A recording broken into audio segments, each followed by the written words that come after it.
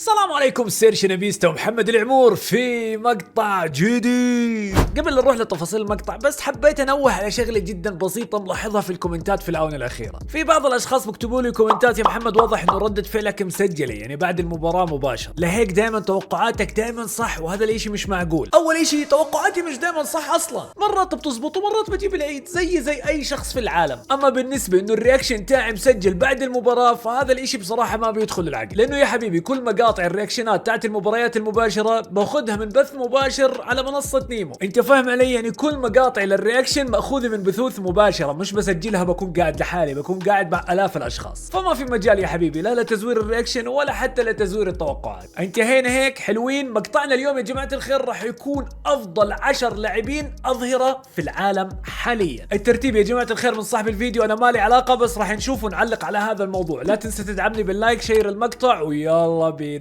ليتس جو. alright توب 10 وينجز باك ان فوتبول، افضل 10 اظهرة لعام 2024. خلينا نكتشف مين هم ونشوف رقم 10 اللي هو اندي روبرتسون، الظهير الايسر لنادي ليفربول. اوكي بتفهم ليش موجود في رقم 10، بصراحة عامل شغل كويس هذا الموسم، ولو انه مرق بمرحلة جفاف في بداية الموسم، والموسم الماضي بصراحة مستواه كان كثير نازل، لكن هاي الفترة صار افضل وعامل شغل مع ليفربول. يا عيني يا عيني على التمريره،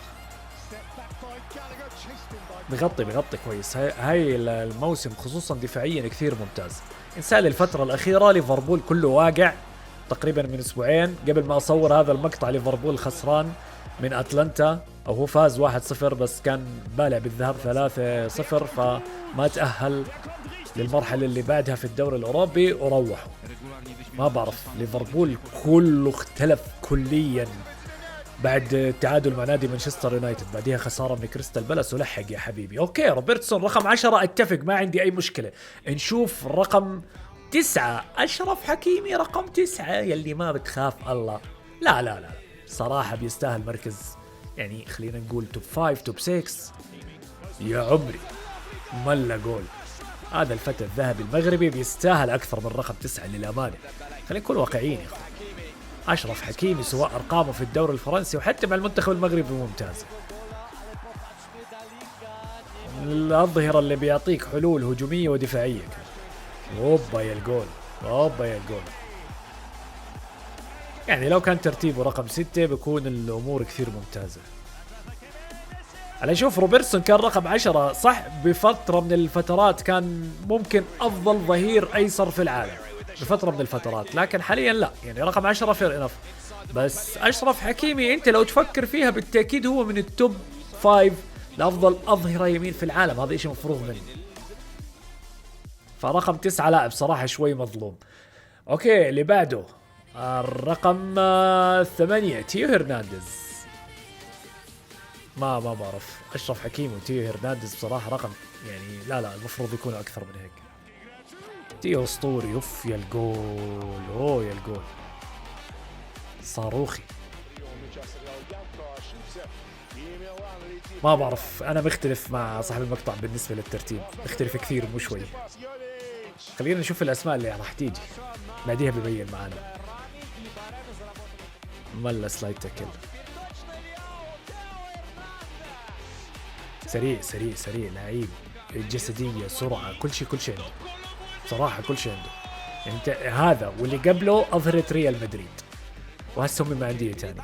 الله يسامحك يا زيدان، الله يسامحك يا زيدان، ما بقول غير هيك. شوف السرعة، شوف ما خلاص ما حدا حيجيب، مين بده يجيب؟ يا عيني. اوكي اعطيني اللي بعده.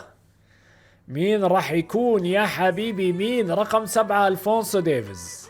يا رجل الفونسو ديفيز المفروض توب 3، مالك انت يا رجل مالك؟ دقيقة جاب بالي شغلة. ليفركوزن يا ناس، اكيد اظهرتهم بالتوب انا متأكد. اوكي تمام، بلشت اتفهم شوي.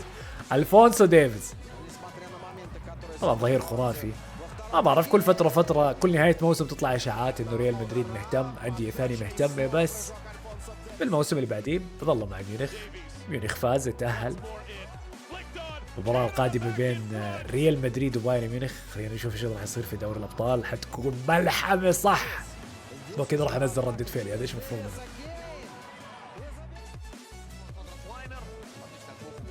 طيارة شوف 4 لاعبين يخرب بيتك يا الفونسو ديفيز وشيك. بالسرعة ما حتطلع منه. اوكي اللي بعده يا حبيبي، اللي بعده دي ماركو، لانه بصراحة اذا ما كان موجود في مقطع اليوم كنت راح ازعل كثير اذا ما كان موجود في مقطع اليوم. بيستاهل والله، موسم فوق الاسطوري. وشوف الجول هذا يا رجل، دي ماركو مقدم موسم فوق الاسطوري. تتذكروا مقطع السنة الماضية قلت لكم دي ماركو كثير اندر ريتد، حتى ما جابوا سيرته مع انه كان برضه اسطوري الموسم الماضي، لكن هاي المرة متذكرينه. فجي جي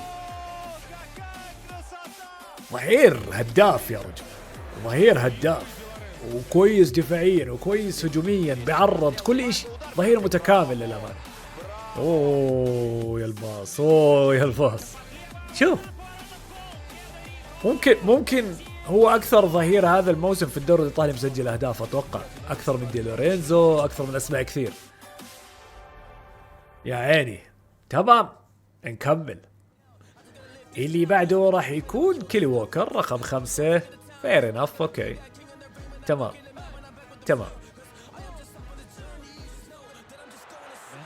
اوبا بس والله غلط في مباراة مدريد، غلطة قدام رودريجو. يعني بقدر اقول انه هو اللي تسبب بالهدف الاول ضد ريال مدريد. طبعا كلنا عارفين هذا البني ادمي الظهير الوحيد اللي في العالم اللي لا تحاول تطلع منه سرعة. شفنا فيني وشفنا رودريجو قديش حاولوا، سرعة ما حتطلع منه. في المهارة ممكن، بس سرعة انسى الموضوع. لا تحاول. حيشيلك. شوف سرعة فيرنر طيارة يا اخوان، انت فاهم؟ فيرنر طيارة، بس مع ذلك تمريرة والجول. شوف سرعة، لا تحاول، خلاص لا تغلب حالك. سرعة ما في امل مع هذا الزلمة. اوكي اعطيني اللي بعده. الرقم 4 فريمبونج، رقم 4. يا ولد المفروض يكون توب 3، المفروض يكون رقم 2. قلت لكم أظهرة ليفركوزن أكيد راح تكون موجودة، هذول مكسرين الدنيا. شوف في كرة القدم الحديثة إذا بدك تهيمن ابدأ بأظهرتك. تتذكروا الفترة اللي هيمن فيها ليفربول كان السبب عشان أرنولد وروبرتسون كانوا في عزهم دفاعيا وهجوميا والأمور طيبة بالفترة اللي هيمنوا فيها، ودوري الأبطال ومدري إيش ودوري. ليفركوزن عمل نفس الاشي، عنده أظهرة رعب يا رجل، أظهرة بتعمل كل اشي، بتصنع الأهداف، بتسجلها، دفاع، كل اشي بتحسهم لعيبة وسط أكثر ما هم أظهرة. شوف تمركزهم لوين. فيعني آسف على الحرق، جريمالدو أكيد موجود، بس السؤال في أي مركز. ولو شفته في المركز الأول ما راح استغرب، عادي وبيستاهلها والله. اوكي اعطيني جواو كانسيلو.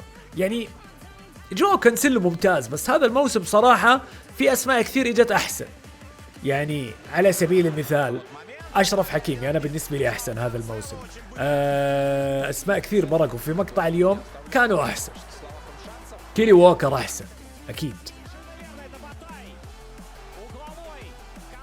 مع انه مبدع. يعني ما تفهمني غلط، انا ما بقول انه مش مبدع، بس تطلع على الاحصائيات على الارقام حتلاقيه هذلاك افضل. فما بعرف، الترتيب مشكوك في امره. هذا رايي الشخصي يا اخوان، ممكن انت تتفق ممكن تختلف معي، ممكن تقول لي والله كانسيلو لا توب 1 في العالم. ما برجع لك هذا الشيء، بس انا بالنسبه لي بشوف لا. يا روقانك.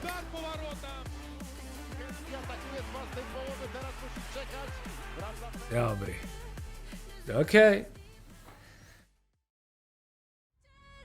اوكي ارنولد رقم 2 جاء في العيد صاحب المقطع. يعني شايفين ارنولد هذا الموسم اوكي ممتاز، بس انصاب له فتره طويله. في بصراحه يعني ارنولد ولا ووكر هذا الموسم صراحه، ارنولد ولا ووكر. لا الترتيب لك عليه، بدك الترتيب كامل. بس شوف اللي اجوا بيستاهلوا توب 10، ارنولد معروف هجوميا ممتاز رائع، دفاعيا لك عليه، هذا اشي مفروغ منه.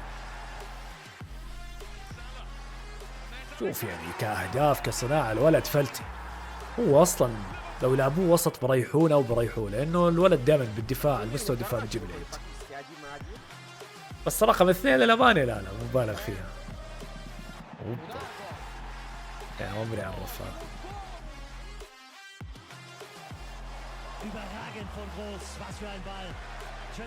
حلو الولد بفت كورة والله، بالتمريرات خصوصا بفت كورة بفت. اوكي رقم 1 عاد لا تقول لي مش جريمالدو، بنزعل من بعض، نزعل رسمي. هو أليكس جريمالدو الإسباني الرائع نمبر 1 والله بيستاهل. يا الجول بيستاهل بصراحة، عاملين العجب. بايرن ليفركوزن تأهل اليوم، وصل نصف النهائي في الدوري الأوروبي. متحمس أشوف مستواهم في دوري الأبطال رفقة ألونسو، متحمس كثير.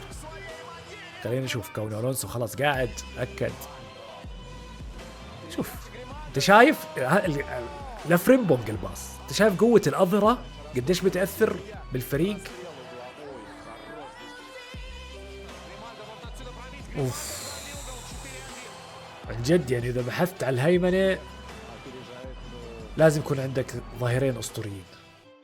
واو. alright يا جماعتي، لو نصل الى ختام هذا المقطع يا ريت تكتب لي تحت رايك في الكومنت بالنسبه للترتيب. انا متاكد انت زعلان من الترتيب، فاكتب لي تحت رايك، رتب لي اياهم انت، ولا تنسى تدعمنا باللايك وشير المقطع. نراكم على خير ان شاء الله، سلام عليكم.